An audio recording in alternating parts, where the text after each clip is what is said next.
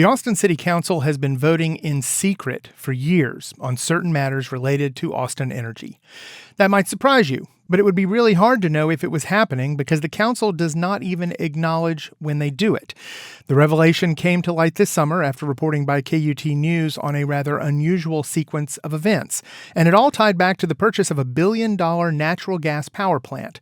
KUT's Mose Buchel and Nathan Bernier started looking into it and filed this report on what they found. Take a listen to this tape of Austin Mayor Kirk Watson. The City Council will now go into a closed session pursuant to Section 551071 of the Government Code. This is at the City Council meeting where they voted on that power plant you just heard about. Which is to consider competitive matters related to Austin Energy generation, operation, and resources. If you're a normal person, you probably have no idea what he's talking about, except maybe it has something to do with Austin Energy. 3:55, we're going into the closed executive session. An executive session is when they go in private to talk about sensitive city matters. And if you follow council, you know they do this kind of thing all the time. But this plan was really controversial. For one, Austin's promised to get off fossil fuels. And even apart from those environmental goals, there were a lot of people who said, we just don't need these generators. So this is a big decision. And usually, when these types of things happen at City Hall, council members come out and vote publicly in front of everyone. And that's why what you're about to hear is something kind of historic. Yeah, check this out. It's 5:19 p.m. We're out of closed session. The resolution considered by the council passed. What Mayor Watson just said was that the city council voted on this $1 billion decision behind closed doors. None of the council members will say how they voted. They made this huge decision in private. And people did not take it well. I was genuinely blown away. I have never seen this city government do anything this secretive. It's simply outrageous. But what it is it's an agreement. It's a conspiracy of silence.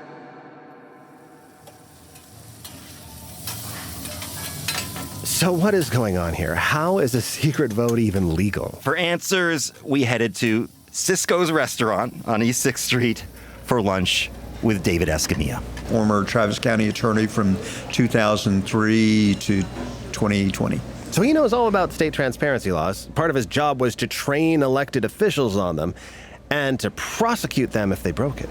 There's always some new way that people are trying to figure out to avoid transparency. The law that's supposed to ensure that the public's business is done in full public view is called the Texas Open Meetings Act. It was passed in the 1960s, but through the years, lawmakers have chipped away at those transparency requirements. There's an exception that lets them talk about real estate deals in those secret executive sessions. There's exceptions for talking about lawsuits and legal strategies. Sensitive security issues. Private personnel matters. But all of these exceptions have one thing in common. You cannot take any action in executive session. You have to come back out of executive session, and if you're going to take any action, that's where you take a vote.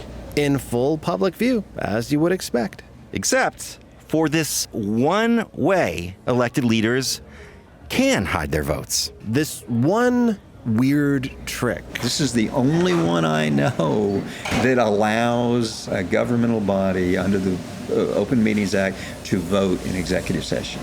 It's a carve-out. It was created by state lawmakers in 1999 as part of the deregulation of the Texas electricity market. Part of that deregulation meant that traditional city-run electric utilities like Austin Energy were suddenly competing against giant corporations. Right, and these companies, they don't have the same obligations to share their business with the public. You know, sharing your plans is sometimes a bad idea. How much you're paying, what you're buying, the competition could take any kind of information like that and use it to their advantage and to your disadvantage. So when the state deregulated, Texas cities that had their own power utilities, like Austin Energy, asked for this special exception to the Texas Open Meetings Act. That exception allows elected officials who manage those utilities to vote in secret, which seems to mean they can keep how they voted from the public. One of the people who was in favor of it back in 1999 was someone we heard from earlier in this story. My name's Kirk Watson, and I'm the mayor of the city of Austin, Texas. Yeah, he was mayor back then, and he's mayor today. So I talked to Watson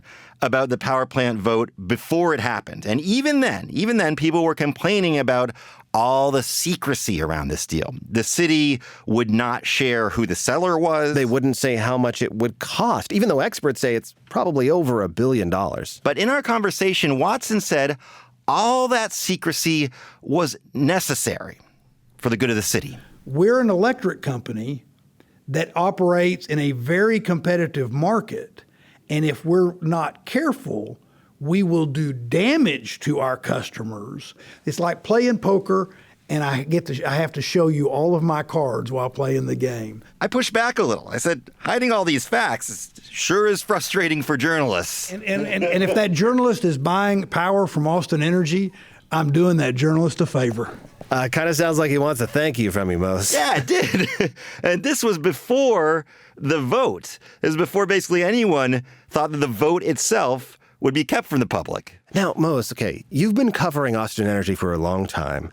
Have there not been a bunch of big controversial votes like this done before in public? Absolutely. From the year 2000 to now, I can think of at least 5 big votes about Austin Energy that council approved in public. They might have talked about them in private, but they voted in public. That's one reason people freaked out when this secret vote happened last May. It seemed like it was the first time there had ever been a vote like this. So we wanted to find out if that was true. When we asked the city if this had happened before, they said there's basically nothing to see here. They said that these secret votes on Austin Energy matters are routine. And that was surprising. We were like, really? And they were like, yeah, Austin Energy sent us a list of 16 city council meetings. But when we took a closer look, none of those 16 meetings showed any vote taking place behind closed doors. And so then they were like, actually, you're going to have to go through all the meeting minutes manually. Then you'll definitely find evidence. But the thing is, that's over 1,000 city council meetings going back to 1999 when this law took effect. That's a lot of PDF files. It is a lot of PDF files, but we did it. And again, we found no record of any such vote. So we brought all of this to Austin Energy, told them what we found, and they completely changed their explanation. The new response included this sentence: "The fact that minutes do not reflect that a vote was taken does not mean that a vote was not taken." That is a very confusing sentence, like a triple negative in there. So just to break it down, they're saying, even if there's no record of a vote, council could have voted and there would just be no record of it. Yeah, so it's pretty much impossible to know how many secret votes have happened in the history of city council. I was genuinely shocked and appalled to find that it was not a new thing that our city council was voting in secret, but in fact, it was worse than we thought, and they're routinely voting in secret. I was just blown away by that fact. That's Kaiba White. She works on climate change with a group called Public Citizen. All of this made her wonder about how this system works. The fact that they're doing that at all really just makes me question the integrity of the Austin government. You know, as somebody who believes in government, I believe in democracy. I think that it can work for people, but it can't work for people if it's just being done in secret. And then you have attorneys who specialize in open meetings laws and transparency. And they were kind of shocked by this, too. Joe Larson is one of them.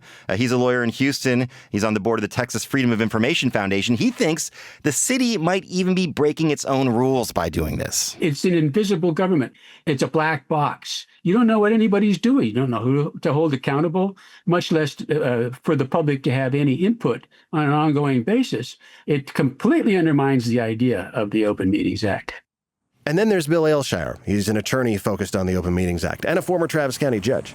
If you really think information needs to be withheld, you ought to be willing to explain to the public what harm would come to them if it was revealed who voted for it and who didn't.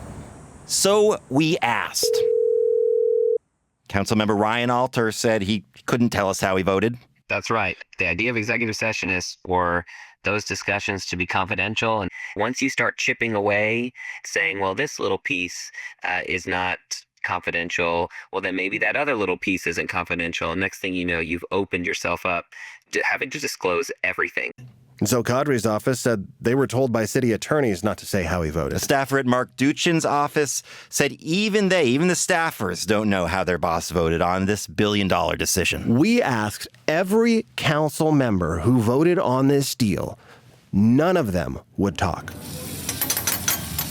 But back at Cisco's, former county attorney David Escamilla says any one of these council members can say how they voted at any time. There's no law against it. Of course, there might be a reason they don't want to. Something that might hurt them politically in the next election, they would like to avoid having to make that public. And there is an election coming up in November. 4 city council members are trying to keep their seats. I'm Mose Buchel in Austin. And I'm Nathan Bernier in Austin.